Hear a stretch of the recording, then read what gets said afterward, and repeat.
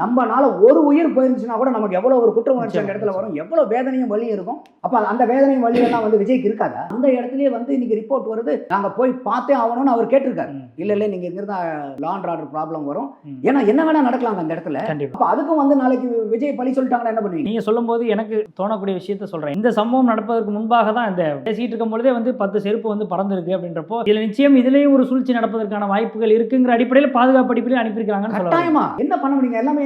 எல்லாத்தையும் செஞ்சுட்டு மக்கள் தான் கொந்தளிச்சு செஞ்சுட்டாங்கன்னா நீங்க என்ன பண்ணுவீங்க?